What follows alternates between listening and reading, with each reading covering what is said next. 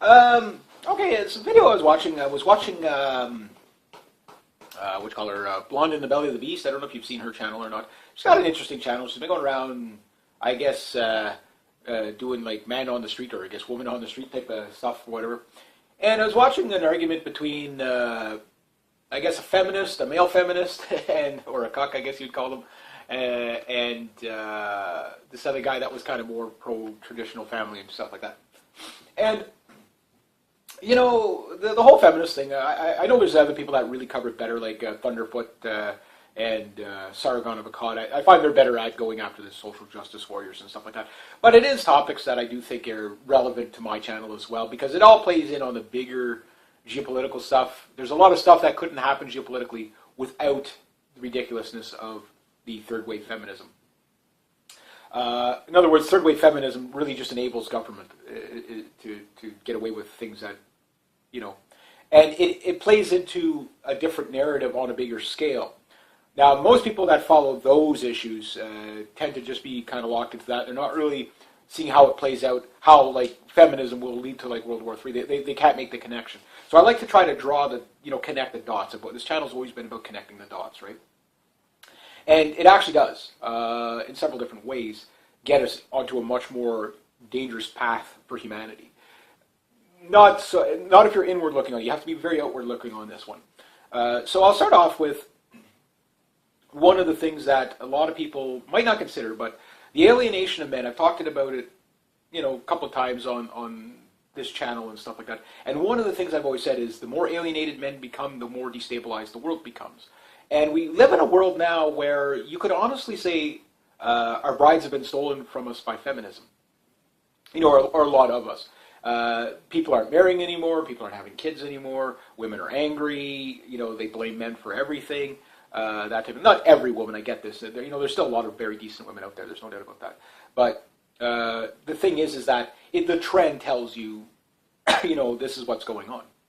And a lot of people probably don't see how it plays out geopolitically because they bring it too close to themselves. You got to really think outwards, not inwards here. And I guess at first, okay, so I'm watching this girl just go into complete Marxist indoctrination mode for her counter-arguments. Now, granted, the guy didn't have the best arguments out there. I think he conducted himself a little bit too hostile to really get a, you know, and the thing too is yeah, he had some points, but he didn't make good points. Like, he could have just really went off on his points. Because really, in those kind of situations, and I've said this before, if you're ever going to be arguing with a radical feminist or whatever, they're just going to scream and yell at you. You're not arguing for them. What you're hoping is that the people around you might hear what you have to say. Even so, you may have to talk over them or whatever. And so this girl, you know, pretty much goes off on a tantrum, pretty much the way you think feminists go off, and she ends up crying in the end and whatever. So it's kind of funny. And one thing I like about the Blonde in the Belly of the Beast is the girl's kind of a bit morbid in her sense of humor too, because she's like, she goes, my parents told me, whenever you're interviewing people, don't make fun of them. And she shows like clips of her making fun of the other girl. That's class act. I was like, oh yeah. It's like, yeah, that's why I'd be a horrible peer counselor. I was like, you suck. You know, but when you call it, you know, why not, right? So, but anyway, I was like, I thought it was pretty funny when she did that. She's like, I couldn't help it. She's like, I can't help it. These people are such easy targets, type of thing. Like, but the thing is there is a serious thing about this. So, there's two things. You got a mental block in these people, and I don't think they're all unreachable. That's the thing. I don't think you're never going to reach them on the spot because ego's involved and stuff like that. But it's 6 weeks, 8 months later, whatever, when things start setting in. So when you're arguing with these people, you know, have your points ready. You know, I know Millennial Woes talked about this, having like whenever they say this, come out with a response to this, and they were kind of pondering, bantering back and forth on this idea, so that they would have a counter, because that's what the left has done. Is none of these people that yell racist, bigot, and misogyny, and all this, and patriarchy, none of these people are thinking. They are regurgitating. They are not thinking. They don't really know what they're thinking. These are hypersensitive people that have been basically brainwashed into a shell shock-like state where they can't interact with other people. They deal with people that disagree with them. They're reactionary to everything. So if something gets outside their little circle or outside their little comfort zone, they have to shut it down, they have to scream at it, they have to yell at it, because it's a threat to them. And people don't realize that the reaction that they have is mostly out of fear. Because the thing is that it's the fear of all the propaganda that tells them, if you let men, run the household or something like that, you're going to be repressed. You're going to be, oh my God, you're going to be put back in the Stone Age. They're going to take your right to vote. They're going to take your right to drive. That type of thing. They're going to put you in a niqab or a hijab or whatever and chain you to the sink. To do the dishes. That's what they really believe. That they are that mentally fragile. They might not realize it, but that's why they react the way they do. Because if they were sane and rational, they would come back at you with, no, you're a douchebag because this, point A, point B, point C, and they would just tear you apart with an argument. But you'll notice the left cannot do that. You could just look at the latest Hillary Clinton, thing there with the diversity and the minorities. Basically anything but a single white man in that commercial, pretty much. And the man that is in there that's white is completely what you would call a cuck. And if you don't understand the terminology of a cuck there, you can go look that up. But that's the new kind of insult that's thrown towards these people. But the thing is that it shows you how these people are thinking. They are thinking in a progressive, nihilistic, completely nihilistic way of thinking. They do not share the idea of family, nation, future. They don't get that.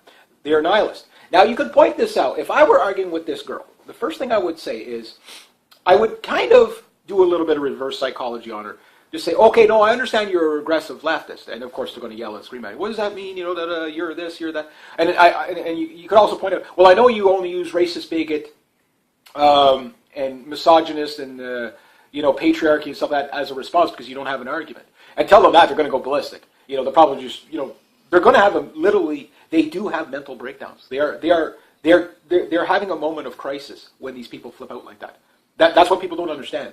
You are witnessing a brainwashed form of mental illness. It's undoable for some, but some are so far beyond. These people, they will go into depression mode right away. They go complete. It's narcissism to the max, and they go completely psychopathic in the sense that they cannot deal with anything that has that they can't control. Right? It's outside their safety zone, their little safe space or whatever. They can't deal with it. So you can hit them with that right away. Oh, you're only saying no, you're saying that because you don't have an argument. You could say racist, bigot, misogynist, patriarchy. You're only making those arguments because of the Frankfurt School of Thought, critical theory that you've been taught. You're only regurgitating something. You're not actually thinking. They're going to get mad at this, but it's not for them. It's for the people around. You're going to destroy this person. They're probably going to commit suicide after you've disagreed with them 4 times in a row, right? That's how mentally fragile these people are. Maybe that might be an over-exaggeration, but I'm sure it's going to happen. They're completely fragile. So there's no use getting even mad. And in fact, the calmer you stay, the more irate they're going to get. But however, if you're staying calm and collective, people will listen to you. So even if you want to shout at them, don't shout at them. Yelling at them is like yelling at a rabid dog. You know what I mean? It would get you nowhere. You would just be considered it's like, you're cruel. It's like, you're clubbing a baby seal here. You're cruel. Yeah, but it's easy. You know what I mean? Just because it's easy doesn't mean you can't be compassionate, right? But you're not doing it for them. You're giving them the rope to hang themselves. To show people, this is one thing, this is why if I ever meet that triggerly puff there, yeah, my husband Johnny's kept it that big, I'm going to hug and kiss that girl. You want to know why? Because she's done more to wake people up, to show how ridiculous social justice warriors are, to the point where it's just like, it makes it toxic to that people will jump ship on it. And that's, like, thank you, high five. You're doing my job for me. So the other point you want to make is for the wage gap. There is, well, in North American countries and European countries, the wage gap, women's wage gap, they're still pushing it on the TV. Obama still pushes it. Clinton still pushes it. Everything like that. But it's not true. You say, yeah, but there is no wage gap, and as soon as they go off, oh, there's no wage gap, blah, blah, blah, you're an asshole, you're this, you're a racist, a bigot, and whatever. They're going to go off. Like, don't even take it to heart. Like, I mean, just let it bounce off you. It'll get them twice as flustered. If you don't get flustered, trust me, because they're saying it to hurt you, not to argue with you, but to hurt you, because you've threatened their little safe space, and their safe spaces get smaller and smaller and smaller. Why? Because reality is the world, and if you either deal with reality or you don't. And progressives do not deal with reality very well. They're not capable of understanding it at this point. So when you bring up the wage gap, say, well, there is no wage gap. A, men work longer hours. B, men work, more dangerous jobs, which pay higher, and they die at a rate of 19-1 on the job. And I remember there was one girl commented on my YouTube. She said, "I didn't know men died at a rate of 19-1 on the job." It's probably higher in other countries. You know what I mean? Like, it really is. So, when you point that out, it just, okay, yeah, you're going to have the people in the camp or whatever, and you're going to feel outnumbered, but that's okay. To me, I look at it like slaying giants. You're going to feel good after. It's like, I took them all on. Maybe that's a bit of ego. Maybe it's a bit of chauvinism. Whatever. It works for me. It makes me happy. Why? Because I slayed the giant, took out the dragon. Yeah, went and got some tidbits and coffee after, too. It's like, whatever. Make it all good, right? Then the point that, I found sad about the little thing, the reason why, and it's not the first girl I've seen do this, but she was a good example. As soon as the guy talked about, because he had a wife and kids or whatever, that, women, should have kids and stuff like that. Why not have kids and then a career? And if you want to set off a feminist, mention kids. They hate kids. They don't even realize they hate kids. That's the thing. They've been programmed to hate children. They hate family. Family, nation, future is the enemy for them. That is the progressive, regressive left. It is complete nihilism of everything that is traditional and only adopting things that are non-traditional, that are degenerate. That is what is socially acceptable to them. So they will always cater to the minority. They will always cater to the abnormal, that type of thing, or the whatever. Because they look at it as underdogs. They're not looking at it as, they're not looking at it anything objectively. That type of thing. So, with that, this girl, right away, oh, you want to be barefoot and pregnant? And this other guy comes in and he's like, oh, you want to send them to Iran? Hey, you like to see all the women enslaved and da da. And they put up these straw man arguments. They put words in your mouth because they can't argue. That's what you have to understand. You're not arguing with somebody. You're arguing with a rabid dog. You're not going to get through. They're brainwashed. That's why you remain calm and collected. And this is how you spin it, so that they might get it. And if they don't get it, maybe the surrounding people will get it. Because you're using this person. You're using this person as a tool of an opportunity to have... They're the noisemaker that's drawing the attention to your platform. So make sure you choose your words wisely when you do this.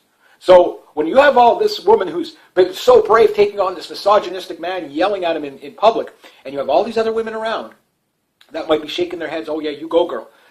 Bring out a point. And this point, again, it's not going to sink into them because they're in freaking lunatic mode, right? But you say, okay, well, and he said, she goes, well, should have children. He goes, well, if you don't want children, don't have children, And that's a good point, but he should take it a step further, saying, well, no, you won't have children, and that'll piss him off.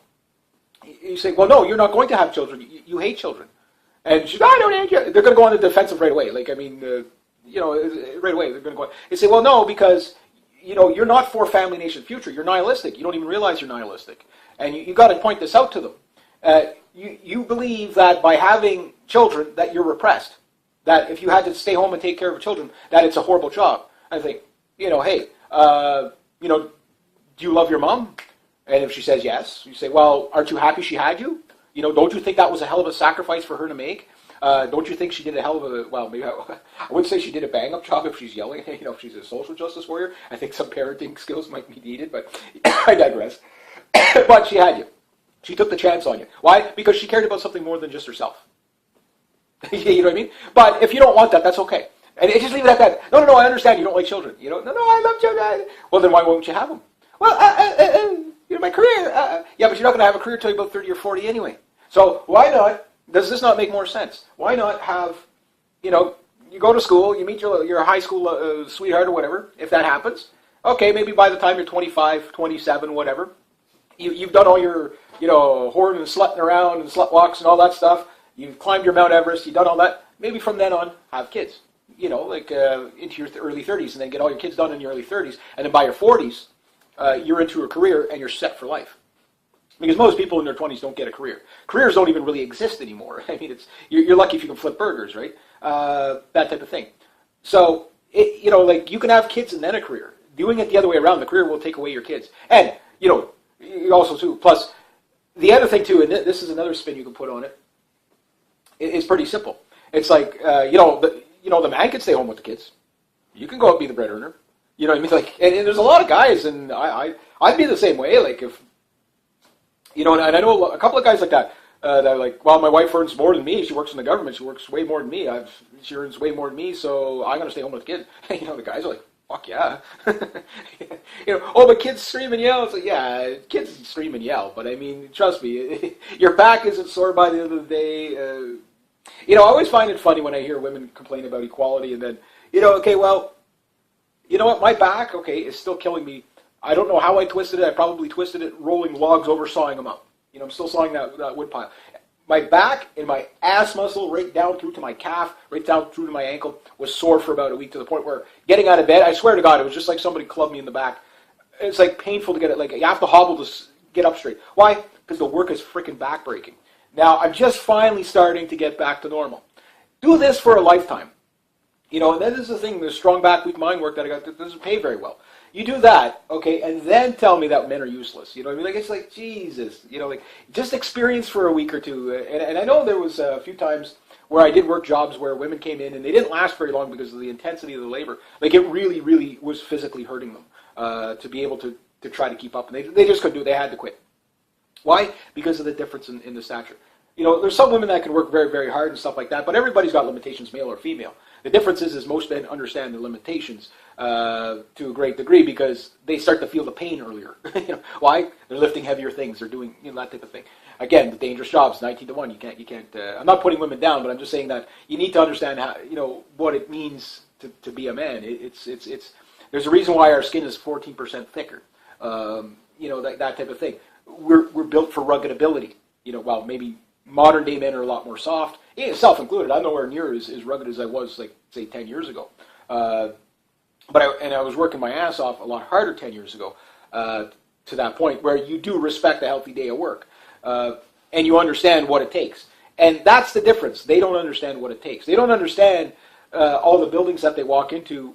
Again, particularly if you're living in Ottawa right now, it's a construction season. Men all over the place, hanging off the side of buildings full of freaking dust and dirt and grime. They're down in the sewers. They're lifting things. They're trying not to get killed with the big objects going over their head with the crane. That type of thing. Women don't understand that. Like, they're completely oblivious to that on the most part. There are some. And again, when you see a woman on a construction site, what she's doing, 9 times out of 10, well, she might be using the wheelbarrow, clean up crew, that type of thing. She might be, if it's road work, she's the sign holder, that type of thing. Usually the lighter duty jobs. But when it comes to the heavy duty jobs, the reason why you don't see the women there is because once they get a taste of it, there's some women that will be electricians and stuff like that. They like it, sure. There's some women that will, work in masonry, and that's like, even guys don't like working in masonry. It's freaking backbreaking. But once they know what it's about, they can respect it. And I notice women that do work on construction sites do tend to be a lot more respectful. Same thing with girls that work on farms. They tend to be a lot more respectful. Why? Because they know what a day of hard work is. They know what their dads do. They know, they know this stuff. And they will respect the other sex a lot better because of that. They're like, well, I know how hard it is on me. It must be 10 times harder on them, because they're doing even more than what I'm doing. And I'm not saying that women can't do anything or anything like that. I've never said that. In fact, most men would agree. They do like an independent woman to a degree, but not a confrontational woman on every corner. But with social justice warriors, that's what it's breeding, right? This safe space, and everything's a confrontation, everything's an issue, complete drama queen. So you're going to pull out that card of, oh, well, no, you're not going to want a family. I get that you don't like children. And that puts them on the defensive, which once you got that, baby seal club fest it is, And then and don't stop. And then from there, well, you don't want children because you hate children. You don't even realize you hate children because of your Marxist critical theory. Now they have critical race theory, critical feminist theory, and all that. And you keep harping back to the third wave feminism on it, and you get them on that. And the other thing you'd say, you kind of guilt them too. Say, well, besides, because you don't like children, you don't want to have children. Your value system is nihilistic. And it's going to end with you anyway. So when you die, that's it. So the people the good news, and this is true too, the people that believe in family, nation, future will be the ones to inherit it. So your value system is going to go away in a decade or two, a few decades anyway, to the point where your whole value system is going to be like all these, we might be getting a hordes of gays and LGBTQ and angry feminist critical theory and all that stuff.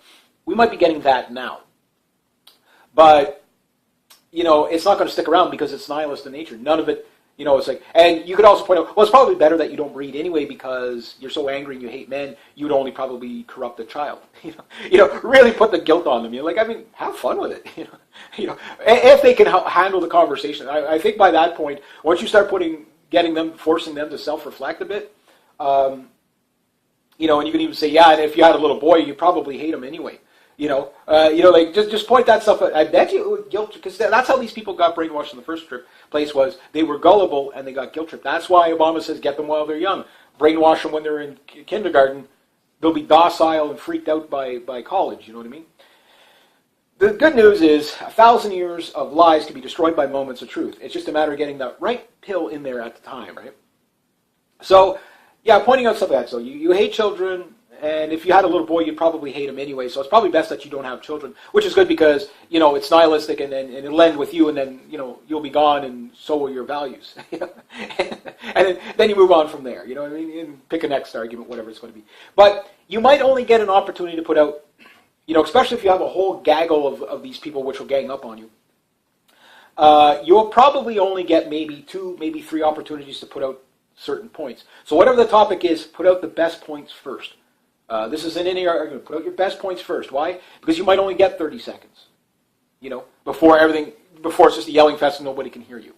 That's why it's great to film things, because one thing about YouTube and stuff like that, and as much as they censor, they can't censor everything. And they do let a lot of stuff slide. So the nice thing about it is that it does get people that are completely, behind a screen somewhere who are not engaged in the event to make a judgment. And yes, your social justice warriors, they won't watch this stuff. Why? Because they can't self-reflect. They're psychopathic. They can't self-reflect. They've been taught to be psychopathic and narcissistic. There's like something 18 to 22 types of psychopath out there, and they do fit one of the criteria. But narcissism is one of the main aspects of social justice warriors via virtue signaling. And that's what they do, is they virtue signal. But the thing is they're hollow virtue signals. That latest Hillary Clinton anti-Donald Trump thing was a complete virtue signal. That's it. Oh, well, let's guilt people into voting. And it will work on many. That's the downside. But it can't work all the time. Why? Reality's the best teacher. This is why the progressivism is dying so much in Europe, which is good. But in order to combat this, you have to make sure that you offer logic and reason as an alternative, or they're just going to go to the next radical stage, which is the other side of the coin, whatever it might be. So in other words, you want to issue a new coin. You don't want them to just go, okay, retarded left or retarded right. You don't want them to go regressive like that. You don't want them to be full batshit crazy one way or the other. So you want to make sure that you can instill an option. Say, well, you can go crazy like that. So if you're a misogynist, well, oh, no, you got to become a misandrist, because people just go in extremes, right? So no, you can become moderate. And if you promote moderate, which is not promoted now, we promote degeneracy. And again, I have nothing against gay people and stuff like that, but I do, it's overrepresentation for a minority. Sure, I'm saying that, marry a fence post for all I care. I don't care. But when it gets to the point where they're instilling laws where you can't criticize anything or allowed to disagree with anything, then we're living in a society that's going to go very dangerous very, very quickly. So the other thing, too, is there's a lot of women out there that are coming forward. Reality Calls, she reinstated all the stuff back on her channel again, thank God, because she had some really brilliant arguments on there. And I mean, for example, that girl's a vegan. Now, for me, I'm a meativore. I tend to, I have like, I barbecue stuff like that, and that's fine. Okay, that's her choice. But she's not preachy about it.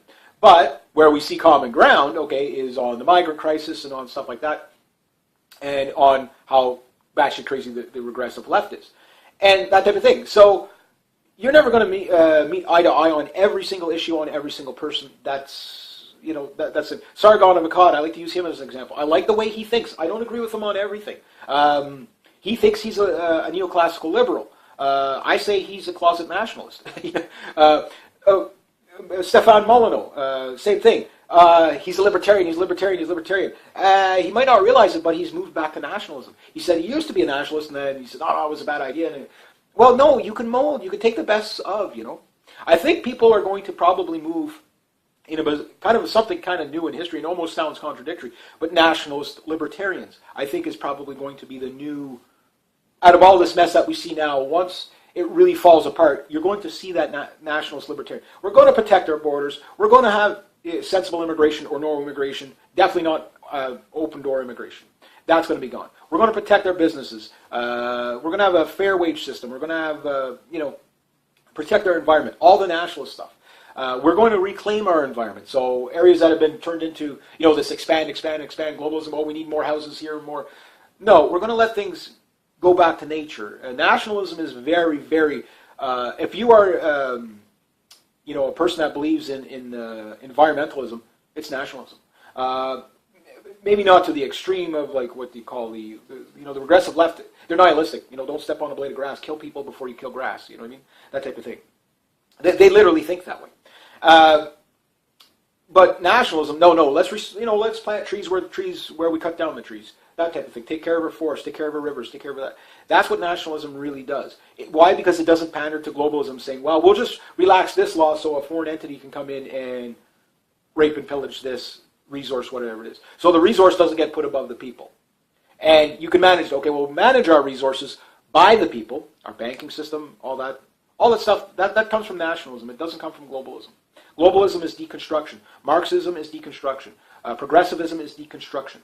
Okay, nationalism is building a family nation future. That's the best way I can describe it. And I've looked into, communism, Marxism, Maoism, Leninism, progressivism, liberal, libertarian, conservative, whatever it might be, anarchist. These are ideas. They're nor good nor bad. It's how they're employed, right? And you could abstract, like that's why some people ask me, well, Rich, where are you politically? Are you on the left or are you on the right? Because you're always bashing everybody. And that is true. I bash the bad ideas. Can there be some good ideas in all groups? Yes, there can be. But that said, not all groups are going to come together on the ideology. This is why I do believe in segregation to a degree. For example, Black Lives Matter and the Black Panthers talking about taking a part of the southern United States and making it a black state. I'm actually kind of okay with that. But all or none.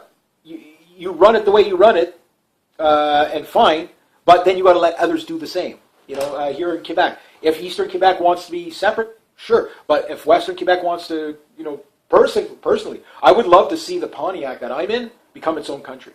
Why? Because what we would do is, do these nationalistic ideas, use our resources. It's very small. We're only talking 15,000 people here. Make it a small country, make it work, make it sustainable, everything like that, and then let the rest of Canada join us. Why? Because when they see it working, they're going to do it. And then you can get rid of all this progressivism. And then when we're done, we're going to rename it Canada again. Yeah, kind of clever, right? I'm sneaky like that. So it'd be a Canadian Republic is what we would do. And I do believe in that, but I don't even think we have to get to secession to do that. What I think we need to do is, number one, start off with the basics, win the people over. And the best way to win the people over is get rid of the indoctrination. And for women, again, no man is an expert on women. Heck, women aren't even experts on women. It's kind of one of those things that they will naturally have tendencies to follow. Women tend to follow. And one of the things that the guy brought up on that video was that women vote left majority of the time. That's true, because they're pandered to from the left. They aren't really pandered to from the right, because people haven't really figured out how to win women over on the so-called right side of the aisle, or onto the national side of the aisle. The only thing that forces women over to the right, usually, is reality. That's about it. Where they picked up on it on their own and they realized, no, these, all these feminist programs and the courts and everything being, swayed in the favor of women on everything has actually destroyed women. Feminism is the biggest victims of feminism is women. Women and children are the biggest victims of feminism because it's misguided. Now, liberty is not necessarily feminism. Now, if you can attract women to liberty, and women do tend to have a bit of an authoritarian mindset in some ways because of the nature of controlling the household, right? So I'm going to control everything. Now, when they can't turn it inwards towards their own children and stuff like that, and okay, well, I'm going to make sure they're fed, they're fed, they're clothed, and they're not cussing, that type of thing. So you have a bit of authority, you have socialism, you have health and welfare, all in one. Just what I described there. It's a psychological thing. It's all there. So that's why women probably naturally tend to vote left. It's because that is their nature-nurture role. And some women take very big offense to saying that. Oh no, well you're saying if you say nature-nurture, you're saying barefoot and pregnant in the chained to a sink in the kitchen. Men don't say that. Men don't say that. That's the problem. It goes right from ridiculous. It goes right to ridiculous right away. The argument goes to straw man, ridiculous right away, because they don't have an argument. But they're already on the defensive. When a woman snaps that fast to yell back, misogynistic, I'm allowed to speak, I'm a woman, I'm allowed to speak, or whatever, and they're on that much of a defensive, that tells you they're angry inside. Because if she's going to a snap that fast, okay, she's mentally broken. She's mentally broken. So that's what I mean. It's damaging to the women because they're not going to draw that irrational conclusion that fast unless they've been brainwashed to do so. In other words, they followed the doctrine of third-wave feminism. So what you need to do is lead women towards liberty. And when you lead women towards liberty, they're going to look for the two-step of man and woman. Now the problem is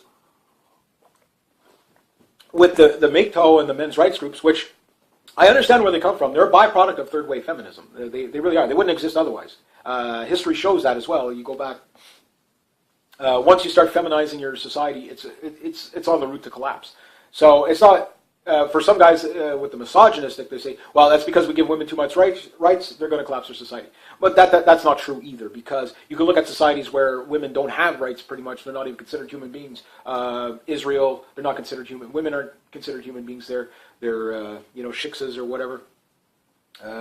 Iran, women aren't really considered human beings there. They don't get all the rights the men get. Saudi Arabia, women aren't considered human beings there. Pick an African country, women aren't considered human beings there. And that is obviously not good for men or women. You're keeping your women in line. No, you're just repressing your society to make men more angry. You take these refugees that come into like France, Germany, Sweden, and they see these beautiful women just walking over. Even the ugly ones are going to look gorgeous to them. Why? Because they can see them. It's like we don't have all these bed sheets walking around. You know what I mean? And if you take that as an insult, you should, because I find it insulting that women are covered up like that. You know what I mean? It's just like, it's 42 degrees with the Humidex out there, and you're wearing a black freaking bed sheet with just your no, and the fact that you think that's liberty, no. That's not even being moderate. That's just being ridiculous. Again, the other side of the coin. So, but if you want to do that, that's your choice. I'm libertarian enough to say, knock yourself out. But when you want to force it on everybody else, no. So liberty, you can reach women by liberty. You want to work, go work. But it would be nice to live in a society where they didn't have to work. Think about it like this. My dad's generation, raised 3 kids, have 2 vehicles in the yard, a house, a zillion pets running around, whatever, that type of thing. On one income. Can you do that now? You can't. Even my dad pointed out, he says people now, he says they can't provide, and my mom went to work from time to time too, but my dad usually made enough to cover all of us. And then I guess more recently, now that we're all moved out of the house, well, except for me, I moved back in, but I don't like to leave my dad alone anyway after my mom passed. You know what happens to older people when they're alone, right?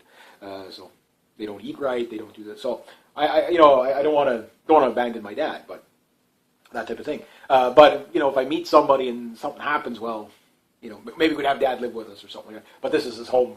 He built this with his hands. That type of thing. Whatever will work out, will work out. But what I'm saying though is that a single income family used to be able to get by. Now, two income family is still in need of assistance. Why? The wages have been driven down so much. The taxes are so high because of all the social programming. And all the new social programming, the stuff we just simply cannot afford. Now, a lot of it we can't afford if we, because government is either or. You can have this or you can have that. But with progressives, what they don't understand is they think they can have it all with no cost. That, they're very Keynesian mindset. Sell the future to live a better now. The idea of stimulating an economy to get it going, sure, makes sense, but you have to do austerity with the stimulation to balance your budget. This is what Keynesians do not do, even though maybe some people say, well, Keynesianism was supposed to be that way. But no, it's just worked out in practice as the next 3 generations will have to pay for the previous 4. That type of thing. And that's true. I mean, heck, we're still paying for World War I. You know what I mean? Like, I think that should be kind of forgiven by now. It's like it's bygone era. Debt jubilees should happen, that type of thing. But that said, women will continue to vote left until reality hits them in the face. And the reality hitting them in the face is going to be brutal. We are seeing it in Europe, the clone Germany. 5 festivals now that every time you go, there's migrants attacking women within Sweden and Germany. Oktoberfest in Germany now. No backpacks allowed in Oktoberfest, I guess in the main area, or the main, where the main celebration will be. Although it's celebrated all over the place, but you get the idea that society has to now change because of radical feminist ideologies that led to, basically open borders. And you can ask your feminist this if you're lucky enough to get into an argument with one. Say, well, let me ask you 3 questions. A, are you going to have children? Yes or no? And they'll probably say, I don't know.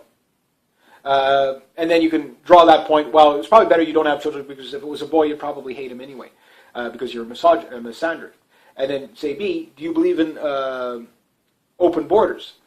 And they'll probably say, yes. And you say, oh, okay, so you don't believe in culture or nation. And it's true, if you believe in open borders, you don't believe in culture or nation. Well, no, I don't. Well, no, because, if you're not having kids and you have an open border, your demographic's going to change. You change the culture, or you change the demographic, you change the culture. So all the values you hold dear are gone in the future. You're nihilistic. And you have to point it out that they're nihilistic, that it ends with them. And you got to drive that point home that, the family is your future. Future is family, nation, future. People don't, once they get that, then I think it takes care of a lot of problems. And, okay, well, a bit of protectionism, political correctness is and, you could also even throw in the anti-white rhetoric in there if you want to. Oh, you're not an anti-racist, you're just anti-white because the only group you ever, and then ask them, have you ever read a history book? Whenever they go off on whenever they say that Europeans, everything they've done is bad, ask them, do you think everything Europeans have done is bad? And they'll probably say yes. They're the repressors of the world, they had slavery, and then you can hit them with history. And, the thing is, you do realize the last people to pretty much adopt slavery were the Western ideologies in Europe, and the first to get rid of it were white people. And you do realize, while they're complaining about slavery now, or slavery from 400 years ago, or 100 and some odd years ago, that there's still slavery going on in Africa and Israel and Saudi Arabia and places like that, Turkey. That stuff still goes on. It's not all in the open, but some of it is. In Africa, it's a little more open. It goes on now, but yet you're worried about something that was ended, by the very people you hate. Colonialism. Colonialism had some bad things to it. Yes, divide and conquer was a bad idea. But what came out of it, you do realize the university campus that you're sitting there screaming no more hate speech on and down with colonialism came in because of colonialistic ideas. Maybe not just colonialistic ideas, but these were European values. They came here via colonialism. The Magna Carta came here via colonialism. It wouldn't be here otherwise. That type of thing. So you can get these people with arguments, but have your arguments ready and stay calm and go at them that way. Now, that said, I don't know, once I get all my courses all done, I got another motorcycle course on Saturday, so it'll be 4 hours on the road, then that other 10-minute kind of test on the 9th, and then from there I'll have my learner's permit, and then there's no more courses for the rest of the year. By that time, hopefully, Bike X will be home, and I'll be able to kind of do stuff. And then what I'll probably do is I might go to a Pegida rally in Ottawa at some point, be a man on the street, whatever, make some cases. The Pegida rallies in Ottawa are very, very, very, very small. But I also will probably crash some feminist things as well. Man on the street. Again, it's always based upon, can I get it done? What's going on? But usually the way I like to do it is just go interview people and let them hang. Here's the rope, hang yourself. You know what I mean? And I don't even have to ask questions. So just, what do you think about it? Whatever. And I missed that opportunity with the abortion people there last year. And stuff like that. I mean, I was sitting there filming it from across the street, and a guy rolled down his window, and he started yelling at me. I'm just filming it, dude. But that's how passionate people are. Like, they feel that they have the right to just start yelling at people. And I'm like, to me, it makes no sense, but I understand why they do it. But the other thing is how, yes, we do have to point out, and not in a blaming kind of way to women, because that'll just put them off and they'll actually double down on what they're doing. But say, women do tend to vote left. And here's the byproducts of, just point out the things. If you agree with this, keep voting left. But if not, you are responsible for your actions. And that's one of the things that feminism has taught women. Zero responsibility. Nothing is ever your fault. You are the perfect little gem, sweet angel. You're always a victim no matter what. That's dangerous. Now, how does that play out into a Third World War scenario, though? Well, it's simple. The big government that comes in with these progressive ideas, and trust me, in Canada, progressivism is going batshit crazy, full turdo in turdo mode. So Trudeau's bringing in is, we have to have gender diversity, and we have to have, race diversity. And basically, what it is anti-white, anti-male. That's all it is. It has nothing to do. But that stuff, the good things about it is you're now just bringing in people that are being brought in as a quota, so the quality control is just going to go down, and the system will just tear itself apart. Problem is it's painful for everybody when these regressive lefts screw everybody over. So what happens is this. They vote for the left. They vote for bigger government. Women will always vote in their interest. Men will always vote in their interest. That's human nature. I get that. But if you get men and women to vote as a unit in their interest, it's usually going to be liberty-oriented and nationalistic-oriented. So it's kind of a weird thing, but that's how you save family, nation, future is how you save your culture. So for women, what you want to do is really make it enticing for them to come over to a liberty mindset. And many women have become libertarian, and you'll see more libertarian women than you will see nationalists. But there's a problem with libertarianism, and it's a very simple libertarianism problem. Is that the communist will not leave the libertarian alone, and some libertarians don't get that. They think, oh no, you do you and I do me, that's fine. But you're not getting the point of the situation we're already. Maybe in the future we can live in a libertarian world, but not now. There's too many authoritarians out there. And authoritarians won't just say, we're going to live here and you live over there and we'll do our thing and you do your thing. They will not do that. Why? Because if you haven't understood the point of globalism is authoritarianism. That's the whole thing. Now, can nationalism go authoritarian? Sure it can. Sure it can. And to some degree it will have to be to protect the borders and stuff like that. But if you blend a very secured border and sensible immigration act, meaning bring people in as you need them. If you don't need them, don't bring them in. Do that. You protect your wages. You protect your small businesses. You protect all that stuff, and you nurture the family and the environment. You can have it all almost, and then as much liberty within. Again, when I'm prime minister, the amount of laws I'm going to get rid of is going to be obscene, particularly pertaining to small business. If it doesn't pertain to environmental safety, or if it's ridiculous kind of things, okay, get rid of it. Rules for the sake of rules, no. But the best way to wrangle all that is to shrink your government. You can't shrink your government with a female population because, again, they've basically given up their families for government. So it's like, well, I don't have any kids to take care of, but if I can vote for this social program, it will take care of all these people and I'll be a good person. That's the way women are thinking about it, maybe subconsciously, maybe they realize it, maybe they don't.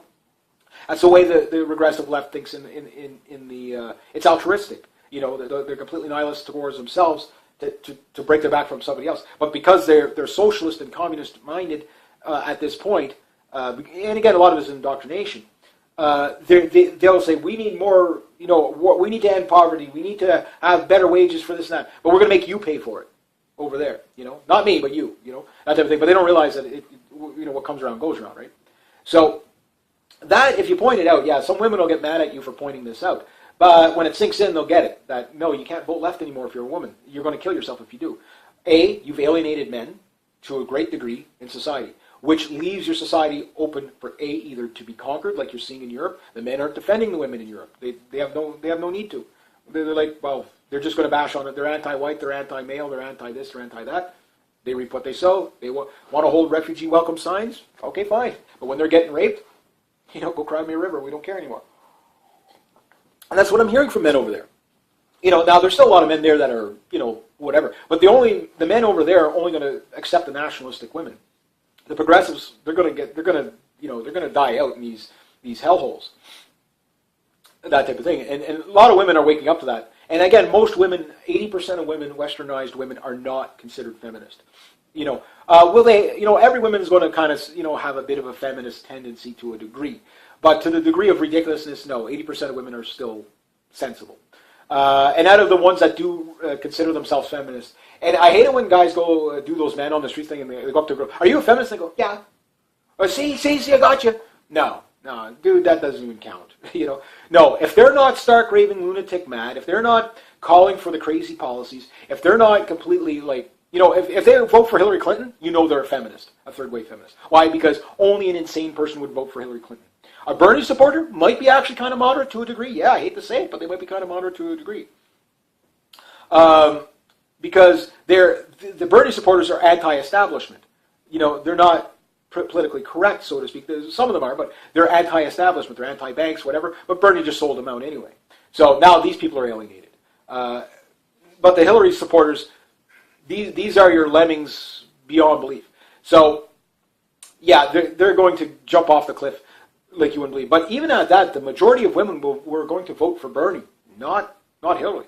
So a lot of these people are probably not going to vote at all. I still don't know how they're going to steal the election so that Hillary Clinton wins, but she's going to get it. And that's what even the Russians are saying. Hillary Clinton wins, we're going to have a thermonuclear war. Like, that woman is crazy. If you understand how vindictive this lady is, she is evil. Like, she's a protege of Saul Alinsky, takes her marching orders from Henry Kissinger, and gets donations from the Rothschilds.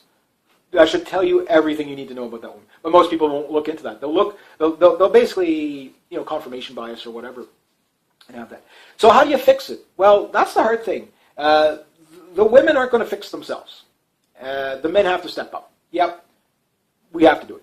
And the best way we do is start creating awareness, which I think is already well underway. The awareness. Number two is promoting family, nation, future. That, I think, when women see men wanting families, the women are going to, the sensible women are going to flock to that. And so you need to not support the MGTOW or the men's rights groups so much. That doesn't solve the problem. That just becomes nihilistic at the end. Now, the men's rights groups are a good thing, and they need to be out there to call things, but they're divisionary. It's divisionary by nature, even if it's not intended or what. Yes, I get it. You want to change the laws so that men aren't getting shafted. You want actual equality there. And I'm all for that. If a woman does a crime that a man does, they should get the same sentence, not a lesser sentence. If a woman, child custody thing, they shouldn't just automatically favor the woman. I get that. I don't believe in wife support. I do believe in child support. It takes two to tango, that type of thing. So that stuff, yes, those issues need to be worked out. There's a whole host of others. And the MGTOWs and the men rights groups, they can keep doing that. But that doesn't get us anywhere in the future. So we need a family nation future. In other words, we need nationalistic men to step up saying, we want this kind of culture. We want this kind of world for our children. We want this kind of country. And they usually do, but we have to brand it the proper way. And if we try to keep branding it as 1933 Germany, it's never going to fly. Why? Particularly like here in Canada, too many grandfathers died fighting Nazis, right? It's not going to fly here. So for it to fly here, we have to promote Canada, family, nation, future. Insert your country, family, nation, future. Men leading the women and working in a two-step with a family. That their whole point is not to smoke dope, play Pokemon Go, and dodge responsibility, but to work towards having a future. And when women see that, trust me, they're going to flock to it. Men lead, women follow on the majority. I know it pisses off some women when you say that, but they shouldn't take it as an insult. They should take it as the two-step. And the two-step between men and women is what leads you to a stable society. Or you have alienated men in the society like we have now. On one side, you have men that will not stand up for women, which women will be completely alienated and vulnerable. Or the worst kind of alienation of men, which leads to your groups like ISIS. When men have no jobs, when men have no family, they go to war. Why? It's a cause. So, would you rather the cause be a family, nation in the future, or war? And then, when men go to war, women lose all their rights. They lose all their rights. Why? They get conquered. And at that point, we're back to square one. We're back to, we go back 700 years. It definitely not a future, a very grim future for women if they don't wake up that way. So, family, nation, future is I think the nationalistic thing that I push because I believe in it. Why do I believe in it? Because I'm a byproduct of it. You know what I mean? Like I had a stable, not a one-parent family. I had a stable family, that type of thing. And I think if we promote that, that gets women from voting away from voting left. So to convince them on every issue, no, you're not going to do that. You don't expect that. But if we had a good nationalistic government to gain towards, Donald Trump is a closet nationalist. That's why people are going towards it. And you're seeing nationalist groups rising up everywhere. They're just called racist to make it or whatever. But again, you could look at the Pegida movements. After the Cologne Germany attacks, and it comes out now that there was actually even more women attacked than what was previously thought. And then, of course, all these other attacks where these women are just getting, in Sweden they're telling them not to go out after night, don't go out alone, maybe, start wearing a niqab or a burqa. That's the society that feminists have brought in. And yes, and they take that alone. Because think about how bipolar a feminist is. On one hand, they're going to go do a slut walk and have their boobs hanging out, be half naked because they're liberated, and then on the same day they're going to protest with a niqab on because it's liberating to wear that. Do you really want those people leading your society? Well, they can't. So family, nation, future. That's the only thing that's going to work. And the only way that works is with the two-step between man and woman. So what we have to promote is the men have to promote they want families, that type of thing. And it goes from there. All right, so anyway, if you like this kind of content, please consider making a donation to the channel. Links down below. Thank you very much to everybody who has. Next to that, if you want to make a couple of bucks for yourself, check out my TSU link. It's down below. It doesn't cost you anything to join up, so do that. Next to that, rate, subscribe, share, comment, like. Be true to yourself, be true to others. Always do the right thing, and have yourselves a great day. Hey, hi, and welcome. All right. Okay, it's a video I was watching. Which call her? Blonde in the Belly of the Beast. I don't know if you've seen her channel or not. She's got an interesting channel. She's been going around, I guess, doing like man on the street, or I guess woman on the street type of stuff or whatever. And I was watching an argument between, I guess, a male feminist, or a cuck, I guess you'd call them, and this other guy that was kind of more pro-traditional family and stuff like that. And, the whole feminist thing, I know there's other people that really cover it better, like Thunderfoot and Sargon of Akkad. I find they're better at going after the social justice warriors and stuff like that. But it is topics that I do think are relevant to my channel as well, because it all plays in on the bigger geopolitical stuff. There's a lot of stuff that couldn't happen geopolitically without the ridiculousness of the third wave feminism. In other words, third wave feminism really just enables government to get away with things that, and it plays into a different narrative on a bigger scale. Now, most people that follow those issues tend to just be kind of locked into that. They're not really seeing how it plays out, how like feminism will lead to like World War III. They can't make the connection. So I like to try to draw connect the dots. This channel's always been about connecting the dots, right? And it actually does, in several different ways, get us onto a much more dangerous path for humanity. Not if you're inward looking on it. You have to be very outward looking on this one. So I'll start off with one of the things that a lot of people might not consider, but the alienation of men. I've talked about it, a couple of times on this channel and stuff like that. And one of the things I've always said is the more alienated men become, the more destabilized the world becomes.